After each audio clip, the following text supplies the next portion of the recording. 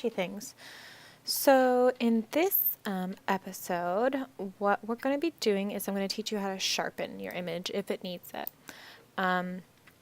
So it can only help an image just slightly. If the image is super out of focus, it really is not going to help much.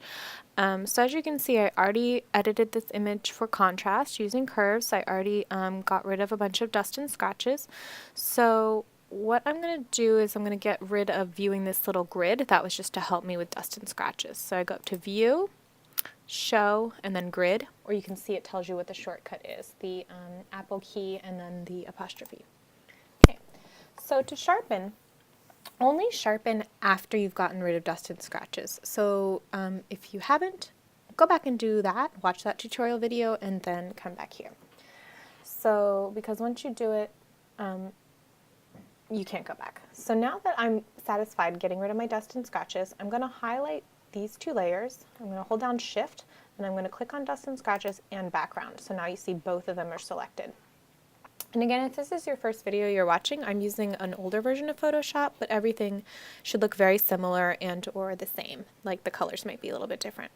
Okay, you select both layers, and now you're going to go up to Layer, and then we're going to merge those layers. Okay, so now they've been sort of squished together, and now we just have the curves adjustment layer and the background. Okay, now we're going to make another copy of the background. So you can right click, and you can either say duplicate layer, or you can click on the background and drag it to what looks like a padded post-it notes with the corner up. Double click on the word, okay, so that we can, oops, just kidding, not too fast, it's a slow click, a 1 and then a 2. Come on. Hello? Oh, this is awkward. Just want to rename you. Layer properties, loading option, I want to rename the layer. And let's just, okay, I'm going to rename this one Sharpen. So just want to sharpen it a little bit. Okay, so you have the Sharpen layer selected. Now you're going to go up to Filter, Other, and High Pass. What High Pass is going to do is it's going to detect edges. So you can see where it detects a lot of contrast so that it can find the edges. Don't do it any more than 10 pixels. 10 pixels is a lot. Like usually I sharpen like maybe about 3. So we'll see what 3 does. So it's going to sharpen all these sort of little gray areas. Don't worry, I know it looks weird like a little solarized print, but don't worry. You'll see. Just hold on. Okay, you'll say okay.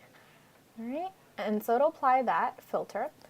And now what you're going to do is you still have the sharpen layer selected, but up here where it says, where it's the blending mode, where it says normal, click that, and you're going to want to select, sorry, my bad, you're going to want to select overlay. Okay, so it's pretty subtle. Here, I'll zoom in and let's see, well, let's just look at the hand part here. Okay, so this is, see it toggle on and off, okay, on, off, on, off. So yeah, if you just want a little bit of sharpening, like just maybe 1 or 2 pixels, like that's a 3 pixel sharpen. Okay, so it's just kind of subtle. So especially think about how your image is going to be viewed on your website, right? So this is, we want it to still look sharp even if someone's kind of zoomed out like that and they're seeing it. Okay, but they're not going to be looking at your image like this on the website. Okay, so you have your sharpen layer. All right, that is that.